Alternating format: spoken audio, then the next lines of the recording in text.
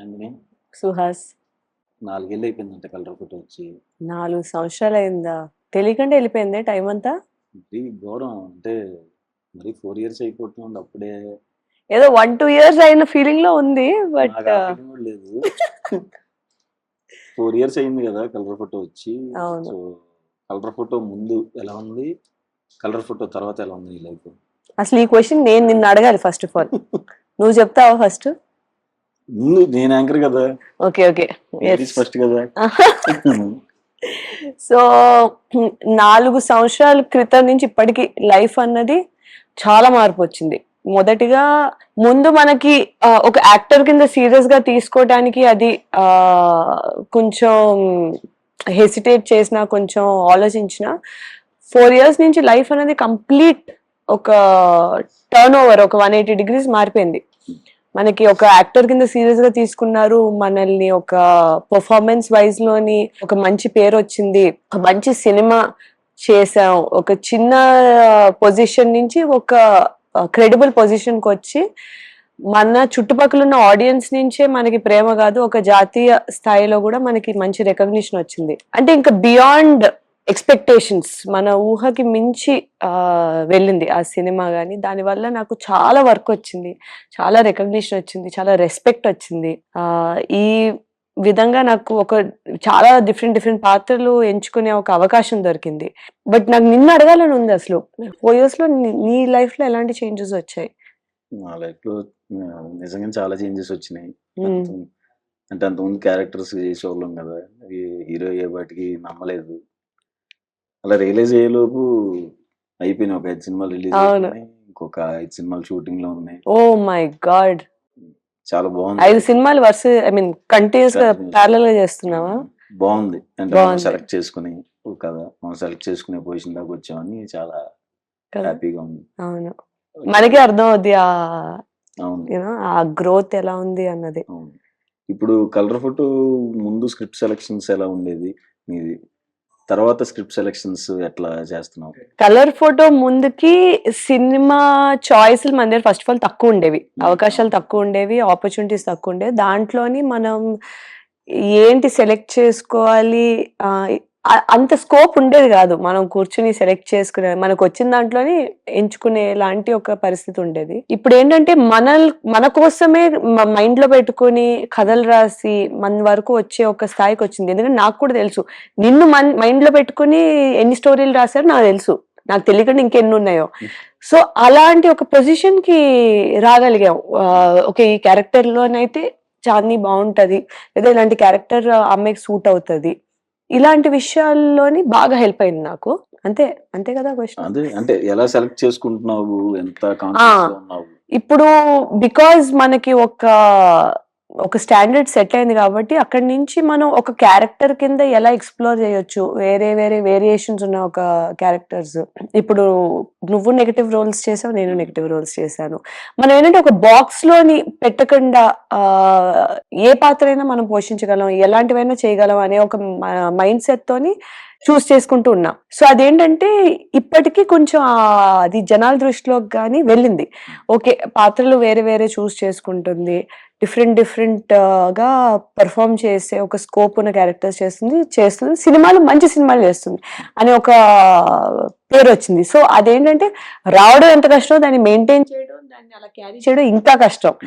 అది అప్పుడు నేను రియలైజ్ అవ్వలేదు. ఇప్పుడు ఏంటంటే మనకు వచ్చే దాంట్లో ఎంత డీప్ గా ఆలోచించాలి, ఎంత కరెక్ట్ గా మనం అడిగేయాలి, ప్రతి అడుగు ఆచితూచి వేయాలి అనే ఒక రెస్పాన్సిబిలిటీ కూడా వచ్చింది. అక్కడి వరకు ఒక కష్టం అంటే అక్కడి నుంచి ఇంకో కష్టం బేసిక్లీ. బట్ అట్లీస్ట్ అక్కడి నుంచి వచ్చే కష్టం కొంచెం ప్రూవ్ అని కాకుండా ఇంకొంచెం ఓకే కన్సిస్టెన్సీ కోసం చేస్తున్న ఒక ప్రయత్నం ఇప్పుడు నాది. ప్రయత్నం. కలర్ ఫోటో తీసేద్దాం. కలర్ ఫోటో కాకుండా తర్వాత నీ ఫేవరెట్ ఫిల్మ్ ఏది? నీది? నాదా? కలర్ ఫోటో తర్వాత ఇప్పుడు దాకా దీంతో ఇంక్లూడ్ అయ్యా? ఏం నువ్వు నాగే బౌన్సర్లు వేస్తున్నావు? రిలీజ్ అయిన సినిమాల్లోని ఇప్పటి వరకు ఉన్న దాంట్లో నాకు బాగా నచ్చిన సినిమా అయితే గామి. దానికి నీకు కూడానా మంచి రెస్పాన్స్ వచ్చింది ఆడియన్స్ నుంచి, ఫిల్మ్ మేకర్స్ నుంచి, సినీ ఫైల్స్ నుంచి. అది పక్కన పెడితే ఇప్పుడు నెక్స్ట్ రాబోయే సినిమాలోని ఇప్పుడు ఏవం జూన్ 14th రిలీజ్ అవుతుంది. దీంతో పాటు మ్యూజిక్ షాప్ మూర్తి కూడా రిలీజ్ అవుతుంది. ఏవం అనేది ఏంటంటే ఒక మంచి పవర్ఫుల్ క్యారెక్టర్ కదా, పవర్ఫుల్ గా కనిపించే క్యారెక్టర్. పవర్ఫుల్ లా కాదు, సినిమా చూస్తే మనకు తెలుస్తుంది కొంచెం వల్నరబిలిటీ అది షేడ్స్ ఉన్న రోల్ అన్నమాట. సో ఒక పోలీస్ క్యారెక్టర్ నీకు నేను తెలుసు కాబట్టి పర్సనలీ నీకు యాక్చువల్గా ఇదే సెట్ అవుద్ది. ఆ విధంగా నాకు ఏంటంటే చాలా ఎప్పటి నుంచో నేను ఇలాంటి క్యారెక్టర్లు చూసుకుంటే బాగుంటది, మా ఫ్యామిలీ కూడా ఇలాంటి క్యారెక్టర్ చూసుకుంటే బాగుంటది, నా ఫ్రెండ్స్ కింద మీరు కూడా ఆహా ఈ క్యారెక్టర్ బాగానే సెట్ అయిందే అనుకుంటున్నారు. ఆ కైండ్ ఆఫ్ సాటిస్ఫాక్షన్ ఫుల్ఫిల్ అయింది. దాంట్లో మనం ఈ క్యారెక్టర్ ఎటువంటి వేరియేషన్ తీసుకురావచ్చు అనే ఒక యాక్టింగ్ ప్రాసెస్ ఉన్నది కూడా మనకి సాటిస్ఫై అయింది. సో 1 stone 2 birds లాగా నాకు వర్కౌట్ అయింది ఏవం అనేది. ఫెంటాస్టిక్. గామిలో కూడా నువ్వు పవర్ఫుల్ క్యారెక్టర్ అంటే చూస్తున్నట్టే ఉంది. దాంట్లో కూడా కలర్ ఫోటోలో ఏం కాదు, ఎవరో వచ్చేసి వెళ్ళింది. ఇందులో అయితే ట్రైలర్ చూసినప్పుడు అయితే చాందిని పర్ఫెక్ట్ సెట్ అయ్యి విజువల్ గా చాలా స్ట్రాంగ్ కాబట్టి అది ఇంకా ఇన్వాల్వ్ అయి చేసాం అనుకుంటున్నా. కొంచెం అవును. పోలీస్ ఆఫీసర్ ఫస్ట్ టైం కదా? Police officer first time. ఎలా అనిపించింది మరి? ఆ యూనిఫామ్ వేసుకోగానే ఒక తెలియని ఒక కైండ్ ఆఫ్ కాన్ఫిడెన్స్ వస్తుంది. అదే ఆపాలనిపించేది మ్యామ్. మళ్ళీ అంత రెడీ అయ్యి పోలీస్ ఆఫీసర్ ఎందుకు వచ్చిందని డౌట్లు వస్తాయి. కానీ నాకు చాలా సార్లు అది వేసుకుని అసలు క్యాజువల్ గా కార్ లో వెళ్ళిపోయి ఎవరినైనా ఏదో చేసే ఇట్రా నువ్వు దా మొత్తం స్టేషన్ కు రా అని చెప్పి ఊరికే చెయ్యాలనిపించింది. కానీ మరి చట్టాన్ని మన చేతులు చండాలుగా ఉంటుందని చెప్పి చేయలేదు. బట్ అది వేసుకోగానే ఒక ఫీల్ వస్తుంది. దాంతో ఏంటంటే మనం నడిచే విధానం మారిపోద్ది, లాఠీ పట్టుకునే విధానం మారిపోద్ది. గన్ హెవీగా లేదు, గన్ కొంచెం లోడ్ అనేది. చంద్రముఖిని చూడండి మారిపోతుంది, చెప్తాను మెల్లగా అది చెప్తున్నా ఎగిరిపోతున్నాయి.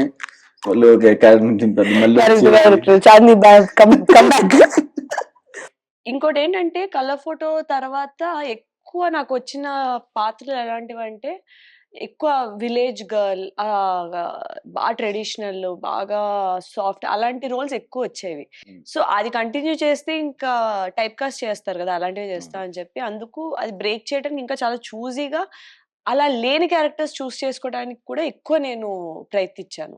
అది ఇంకొక మేజర్ పాయింట్ ప్లే చేసింది నా చాయిసెస్ లో. లేకపోతే నిజంగానే అవును ఇంకా లంగావోని నేటితో రద్దయిపోని. అండ్ ఈ సినిమాలో ట్రైలర్ చూసిన తర్వాత అనిపించింది, అండ్ ఇంకో చెప్పారు మిగతా వాళ్ళు, శారీ వేసుకున్నావు బానే ఉంది, శారీలో బాగుంటావు కాబట్టి. బట్ శారీలో స్టంట్స్ చేసావంట కదా? అవును మ్యామ్. బాగోదేమో కదా నీకు పర్సనల్ గా? నాకు నిజంగా నాకు ఒక షార్ట్ గుర్తుంది. ఇలా చీరతోని వెళ్ళి తన్నాలన్నమాట నేను అతన్ని. ఓకే నేను ఫ్లో లో ఈ కాలు ఎత్తేసా. ప్రాబ్లం ఏంటంటే చీరకి ఇంతే విత్తుంటది కదా, ఈ కాలు కూడా వచ్చింది దాంతో పాటు. ల్యాండ్ అనేది డైరెక్ట్. అలా చాలా సార్లు లైట్ గా ఆక్యుపేషనల్ హ్యాజర్డ్ ఇంజరీస్ అయ్యాయి. కానీ స్టంట్స్ విధంగా ఆ డైరెక్టర్ ఏంటంటే ఒక ఫెమినిన్ పవర్ చూపించడానికి చీరలో పెట్టారు ఫైట్. అది పర్ఫార్మ్ చేయడం యాక్చువల్లీ ఎంత కష్టం అనేది ఆ సీరియస్నెస్ నాకు అర్థం కాలేదు సెట్కి వెళ్ళినంత వరకు. చాలా సార్లు రెస్ట్రిక్షన్స్, మూవ్మెంట్ రెస్ట్రిక్షన్స్ విపరీతంగా ఉండేవి చీర వల్ల. బట్ మరి దాంట్లోనే చెయ్యాలి. సో అది బాగా ఛాలెంజింగ్ అనిపించింది నాకు ఆ పార్ట్. ఎన్ని డేస్ పట్టింది అంటే శారీ మీద? 3 days. 3 days చేసాం. అది ఎంజాయ్ చేసావా బాగా స్టంట్స్? నేనా స్టార్టింగ్ లోనే ఎంజాయ్ చేశాను, తర్వాత తొందరగా ఇంటికి వెళ్ళిన తర్వాత పెయిన్స్ తెలిసి అంటే ఇంకా ఏం చేస్తే ఏంటంటే అన్ఎక్స్పెక్టెడ్ రెస్ట్రిక్షన్స్ అని. నేను మనం ఎక్కువ చీరలోని చిన్న ఇక్కడి నుంచి అక్కడ ఫంక్షన్ నడవడాలే గానీ చీరల్లోని మనం ఇది చెయ్యం కదా. ఇక్కడేమో ఆ చీరలోనే మొత్తం చేయించారు. సో చాలా ఫిజికల్ రెస్ట్రిక్షన్స్, ఏమో పడిపోతానేమో అని మెంటల్ రెస్ట్రిక్షన్స్ తోని కొంచెం ఇబ్బందిగానే అనిపించింది. రేపు పొద్దున్న చూసేటప్పుడు అది కొంచెం ఏదైతే ఇంటెన్షన్ ఉందో అది వెళ్తే అది సరిపోద్ది అంటే అట్లీస్ట్ ఒక ఫుల్ఫిల్లింగ్ అనిపిస్తుంది. యాక్షన్ పార్ట్ ఎంత ఉంది ఈ సినిమాలో? యాక్షన్ పార్ట్ బానే ఉంటది, అంటే ఎక్కువ ఉండదు. బేసిక్లీ మనం అనుకుంటాం కదా ఒక పోలీస్ క్యారెక్టర్ అనేటప్పటికి బాగా యాక్షన్ సీక్వెన్సెస్ ఇవి.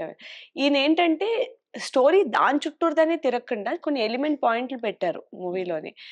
ఆ పాయింట్స్ చుట్టూరుతో కూడా తిరుగుతూ ఉంటది. అదే టైంలో ఈ అమ్మాయి క్యారెక్టర్ సౌమ్య అనే క్యారెక్టర్ కొంచెం సౌమ్యంగా ఉండాలి, సౌమ్యంగా ఉంటూ ఒక పోలీస్ క్యారెక్టర్ చెయ్యాలి అనే ఒక మైండ్ సెట్ తో రాసిన ఒక పాత్ర ఇది. దీంట్లోని తిను ఎంత పోలీస్ రోల్ స్ట్రాంగ్ అనుకున్నా సరే ఒక వల్నరబుల్ క్యారెక్టరే. ఒక నెమ్మదస్తురాలు, ఒక వికారాబాద్ అనే ఒక చిన్న చోటులోని పుట్టి పెరిగి పోలీస్ అవ్వాలనే దాంతో వచ్చి ఒక సొసైటీ కాదు, ఇలా కాదు అంటే వాళ్ళకి అగెయిన్స్ట్‌గా నన్ను నేను కాపాడుకోగలను. నేను అవును ఆడపిల్లనే అయితే ఏంటి అని ఒక క్వెషన్ చేస్తూ తను ముందుకెళ్తూ ఉంటది. కానీ ఆ వల్నరబిలిటీ ఫ్యాక్టర్, ఆ స్వీట్‌నెస్, ఆ క్యూట్‌నెస్ బిగ్గర్ దెన్ రియాలిటీ కాకుండా, అగెయిన్స్ట్ ద విండ్ కాకుండా ఒక నీట్‌గా girl next door character police అయితే ఎలా ఉంటదనే ఒక రియాలిటీలోనే ఉంచారు. ఓవర్ ద టాప్ స్టంట్స్ లేకుండా కొడితే రియాలిటీగా అటు ఉండేది. వెళ్ళిపోయి అలా అటు ఉండదు. వికారాబాద్‌లో పట్టడం అయ్యేం ఆహా! ఉండవు. లేదు అలా ఉండదు. బట్ ఎప్పుడు అవసరమో అప్పుడు తను స్టాండ్స్ తీసుకొని నించునే ఒక పాయింట్ కూడా వస్తది. అదేంటంటే క్యారెక్టర్ ఆర్క్ ప్రకారంగానే ఉంటది. మధ్యలో సడెన్‌గా తనకొచ్చేదు. ఓకే. మీకు స్లోగా బిల్డప్ అయిన తర్వాతే చూపిస్తారు. ఆ అమ్మాయి ఈ పొజిషన్‌కి ఎలా వచ్చింది అన్నది. మీకు ఓకే. స్టార్టింగ్‌లో చూపించకుండా. So, okay. నాకు అది కూడా కొంచెం రియాలిటీకి దగ్గరగా అనిపించి నచ్చింది నాకు ఆ character arc. Nice. And Navdeep అన్న ప్రొడ్యూసరు. హ్మ్. ఎలా అనిపించింది కొలాబరేషన్? సో, నీకు తెలుసు నవదీప్ మనకి ఫ్రెండే గాబట్టి, ఈ సినిమా గురించి ఫస్ట్ ప్రకాష్ గారు చెప్పినప్పుడు గూడా, తను ఫస్ట్ తనకి మైండ్‌లో నేనే వచ్చాను. ఎందుకంటే హ్మ్. బయట మనకు తెలుసు కదా! హ్మ్. సో, తననుకున్నాడు చాందిని అయితే బావుంటదని. ఆయన అప్పుడు కలర్ ఫోటో అది చూసారు. తను అనుకున్న క్యారెక్టర్‌కి, ఈ క్యారెక్టర్‌కి కొంచెం డిఫరెన్స్ ఉంది. మరి దీన్ని పుల్ ఆఫ్ చేయగలదా లేదా అనే డౌట్ కూడా ఎళ్ళిందాయనకి. ఓకే. ఎళ్ళినప్పుడు ఆయనప్పుడు మన ఇంటర్వ్యూలు జూసారు. ఆ! అయ్యో! కలర్ ఫోటో అది నిజం కాదండి. ఇది నిజం అనుకున్నా. అనుకుని ఇలా ఇదే కదా మనం చూస్తుంది క్యారెక్టర్ అనుకుని, ఇంకా ఆయన ఇంటర్వ్యూస్ చూసి కన్విన్స్ అయ్యి నన్ను కాస్ట్ చేశారు. ఓకే. ఇంత ఇట్ వాస్ ఈజీ. ఈ క్యారెక్టర్‌లోకి మనం వెళ్ళడం కొంచెం ఈజీగానే అయిందనమాట. అంటే ఇప్పుడు నువ్వు ఫ్యామిలీ డ్రామాలోని కష్టపడి చేసినట్టు కాకుండా నాకు కొంచెం ఈజీగా ఎళ్ళిపోయాను నేను దీంట్లో మన క్యారెక్టర్ కాబట్టి. అంటే జనరల్‌గా కలర్ ఫోటో అంతే. సినిమా చూసి ఛాన్సులు రావాలి. జనరల్‌గా సెలెక్ట్ చేస్తారు. ఈ సినిమా ఇందులో బా చేశాం. ఇంటర్వ్యూలు చూసి సెలెక్ట్ చేయటం నాకు తెలిసి ఈమెననుకుంటా. ఇదే ఫస్ట్ టైమ్ అనుకుంటా. ఇంటర్వ్యూలు చూసి ఇంటర్వ్యూలు కూడా ఇంత ఇంపార్టెంట్ ఉంటాయని చెప్పి నాకు అప్పుడే తెలిసింది. అంటే ఈ సినిమా ఏదన్నా రియల్ ఇన్సిడెంట్‌కి ఏమన్నా సంబంధం ఉందా? డైరెక్టర్‌కి సంబంధించింది లేకపోతే ఫిక్షనా? డైరెక్టర్‌కి సంబంధించి రియల్ ఇన్సిడెంట్ ఏం లేదు గానీ, కొన్ని పాయింట్స్ ఏవైతే ఉన్నాయో అవి డెఫినెట్‌లీ మన చుట్టుపక్కల మనం విన్న ఒక పాయింట్స్‌ని ఒక ఎక్స్‌ట్రీమ్ సెన్స్‌లో ఎలా కనిపించొచ్చు. ఓకే. ఈ ట్రైలర్ చూసుంటే దాంట్లోని నాదో డైలాగ్ ఉంటది. పొట్టి బట్టలేసుకుంటే చంపేసినా హ్మ్. తప్పులేదా అని. అవును. ఇప్పుడు ఇది డైరెక్ట్ ఏదో ఒక దాని నుంచి తీయక్కర్లేదు. బట్ ఇలాంటి సన్నివేశాలు మనం చూస్తున్నాం గదా! ఎక్కడో ఎవరో అమ్మాయి ఒక షార్ట్ డ్రెస్ ఏసుకొని ఎక్కడో వెళ్తే తన్ని చంపేస్తే విక్టిమ్ బ్లేమింగ్ లాంటివి జరుగుతూ ఉంటాయి. హ్మ్. ఆ అమ్మాయి మరి ఆ టైంలో ఆ బట్టలేసుకొని ఎందుకెళ్ళిందని. హ్మ్. సో, ఇలాంటి కొన్ని పాయింట్స్ మేము అంటే దాన్ని ప్రత్యేకంగా చూపించకుండా స్టోరీలోని జస్ట్ ఫ్లోలోని ఓకే. క్యాజుయల్‌గా చూపించినట్టు చూపిస్తాం మేము. ఓకే. సో దట్ దాని మీద ఎక్కువ హైలైట్ ఉండదు గానీ, ఆ పాయింట్ రిజిస్టర్ అయ్యేలాగా. సో, ఇలాంటి కొన్ని పాయింట్స్ మనం చుట్టుపక్కల జరిగిన వాటిలో నుంచి పెట్టాము. But overall it's a fiction story. Okay. హ్మ్. అంటే ఇది ట్రైలర్‌లో చూసినప్పుడు ఎవరో సైకో కిల్లర్ ఉన్నాడు. హ్మ్. వింత వింతగా చూస్తున్నాడు. కొంచెం తేడాగా ఉన్నాడు అతను. ఏముంటది ఆయన సైకోకి సంబంధించిన ఆయనతో అంటే ఎంతవరకు ఉంటది ఆ క్యారెక్టరు? సో, 'వశిష్ఠ సింహ' తను చేశాడు. హ్మ్. ఆయన మనకి ఈ 'కేజీఎఫ్‌లో' చేశారు. అవును. ఆయన 'నారప్ప' వీటన్ని చేశారు. చాలా మంచి యాక్టర్. అతని వాయిస్ బాగా గంభీరంగా ఉంటది. పాడుతూ ఆల్ ఆఫ్ దిస్. ఈ రోల్ ఏంటంటే ఆయనది 'ఏ నేను సరిపోనా' అనే హ్మ్. ఒక క్యారెక్టర్. బేసిక్‌లీ మనకిప్పుడు యంగ్ యూత్ అబ్బాయిలు ఉంటారు గదా! హ్మ్. అబ్బాయిలు గాని, అమ్మాయిలు గాని మనకి ఎలా ఉంటదంటే, ఇలా అనుకుంటున్నా, అలా అనుకుంటున్నా అంటే మనసులో అనిపిస్తది. నేను సరిపోనా? అక్కడే ఎళ్ళాలా? మనం సరిపోమా? అనిపిస్తది గదా! హ్మ్. అది ఒక స్పెసిఫిక్ పాయింట్ ఆఫ్ వ్యూలో చూపిస్తాం ఇది. ఓకే. అతని క్యారెక్టర్. డార్క్ క్యారెక్టర్ అది. ఓకే. కానీ రిలేటబుల్ క్యారెక్టర్. అసలు ఆ బ్యాలెన్స్ బాగా ప్లే చేశారు. మా డైరెక్టర్ ప్రకాష్ గారు. క్యారెక్టర్స్‌కి ఏది బ్లాక్ అండ్ వైట్ కింద చూపించలేదు. అన్నీ ఒక గ్రేష్ క్యారెక్టర్స్ కిందే చూపిచ్చారు. ఇంకోటేంటంటే ఏవైతే పాత్రలున్నాయో ప్రతి ఒక్కళ్ళకి ఒక ట్యాగ్‌లైన్ ఉంటది. ఇప్పుడు అశ్వుదేమో 'నా బాడీ సూపర్ డీలక్స్'. హ్మ్. భరత్‌దేమో 'there are no coincidences in a crime only mistakes'. So, ఇలా ఇప్పుడు ఇవన్నీ ఏంటంటే ఔట్ ఎక్కడి నుంచో వచ్చిన క్యారెక్టర్స్ కాదు. మన చుట్టుపక్కల ఉన్న క్యారెక్టర్స్‌నే పెట్టి తీసినట్టు ఉంటది. సో, సినిమాకి ఎవరైనా రేపు పొద్దున ఎళ్లి చూసినప్పుడు ఏదో ఒక క్యారెక్టర్‌తో కనెక్ట్ అవుతారు. అది సౌమ్య క్యారెక్టర్ అయ్యి ఉండొచ్చు, యుగంధర్ క్యారెక్టర్ ఇందాక వశిష్ఠ అన్నా అవును. కదా! అతని క్యారెక్టర్ అయి ఉండొచ్చు, భరత్ క్యారెక్టర్ అయి ఉండొచ్చు, అశు క్యారెక్టర్ అయి లేదా గోపరాజమణ గారు ఉన్నారు ఇందులోని. డిఫరెంట్ క్యారెక్టర్స్ ఉంటాయి కాబట్టి ఒక్క డ్రైవింగ్ ఫోర్స్ కాదు మనకి. ఒకళ్ళే రిలేట్ అయ్యేలా. సో, వెళ్ళే వాళ్ళ బట్టి వాళ్ళు ఎటువంటి పరిశ్రమాల్లో పెరిగారు, వాళ్ళ మైండ్ సెట్ ఎలా ఉంది బట్టి ఒకళ్ళొకళ్ళకి ఒక్కొక్క క్యారెక్టర్ కనెక్ట్ అవుద్ది. అండ్ ఏవం అనే దాని టైటిల్ మీనింగ్ కూడా ఇది ఇలా జరిగింది. ఇది మంచి జరిగింది, చెడు జరిగింది, కరెక్ట్ జరిగింది అవే ఉండదు. జరిగింది ఇలా చూపిస్తాం. అన్ని గ్రేష్‌గా చూపిస్తున్నాం. దాని టేక్ అవే ఏంటి అన్నది ఆడియన్స్ మీద డిపెండ్ అయి ఉంటది. ఏ క్యారెక్టర్ కనెక్ట్ అయ్యి వెళ్లారు అని. ఈ పాయింట్స్ కూడా నాకు బాగా నచ్చింది ఈ మూవీలో. గోపరాజు సార్ కూడా చాలా నీట్‌గా ఒక పోలీస్ బాబాయ్ చాలా కరెక్ట్‌గా సెట్ బాగా అయ్యారు అసలు సెట్ అయ్యారు. ఆయనతోని. ఆయనతో నేను ఆల్రెడీ ముందు ఒక సినిమా కూడా చేశాను. ఓకే. సో, దాంట్లోని అతనికి నాకు ఎక్కువ ఇంటరాక్షన్ ఉండేది కాదు. దీంట్లో బాగా ఇంటరాక్షన్ ఉంటదనమాట. ఓకే. ఆయన క్యారెక్టర్ చాలా క్యూట్‌గా ఉంటది ఈ మూవీలో. ఓకే. ఒక పక్క నుంచి ఒక డ్రైవింగ్ ఫ్యాక్టర్ కింద ఉన్న కథకి చాలా క్యూట్‌గా మంచి కామెడీ యాంగిల్ చూపిస్తారు ఆయనది. The okay. బెస్ట్ పార్ట్ ఏం లేదంటే నాలోన లైట్ కామెడీ యాంగిల్ చూపిస్తారు. ఆయనలోన కామెడీ యాంగిల్ చూపిస్తారు. ఇలా ఎక్స్‌ప్లోర్ చేయలేని చిన్న చిన్నవి చూపిస్తూ ఉంటారు. అది కూడా బాగా వచ్చింది. ఓకే. ఇందులో సీరియల్ కిల్లర్ ఉన్నాడు. హ్మ్. తనతో తనని హ్యాండిల్ చేయడం ఎంత కష్టం అనిపించింది? ఒక సీరియల్ కిల్లర్‌ని హ్యాండిల్ చేయడం ఎంత కష్టమో నువ్వు నన్ను అడుగుతున్నావా కుమార్? ఫ్రమ్ హిట్ 2 హిట్ 2 అంటే సైకోలు పలు రకాలు. ఆ! అందులో నేను ఒక రకమైన సైకో. ఇందులో చూస్తుంటే అతను ఒక రకమైన సైకో. ఫ్యామిలీ డ్రామాలో కైండ్ ఆఫ్ సైకో. సో, ఒక్కొక్కళ్ళు ఒక్కొక్క సైకో లాగా ఉంటారు కదా! ఈ సైకో కిల్లర్‌ని ఎలా హ్యాండిల్ చేసేవాడిని? ఈ సైకో కిల్లర్‌ని నీకంటే నేనే పెద్ద సైకోనురా అని చెప్పి రివర్స్ కొట్టి అది వాళ్ళకి పంపిస్తావా? ఇంకా తెలీదుగా. లాస్ట్‌లో మనం చూపిస్తాం ఎవడ్రా సైకో నీకన్నా మనం ఉన్నామని. మన లైట్‌గా రియల్ లైఫ్ చూపించేటప్పటికి వాడే బయటకొచ్చేసాడు. ఇప్పుడు ఆ స్టంట్స్ అన్నీ తనతోనే ఉంటాయా? ఆ సినిమా చూడాలా?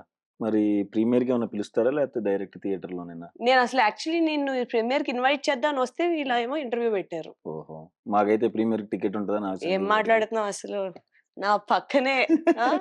ఎంట్రీకి నువ్వు బిజినెస్ మధ్యలో ఎక్కడికి వెళ్ళకూడదు కదా! నేను పట్టుకొని కూర్చుంటాను సినిమా మొత్తం చూపించటానికి.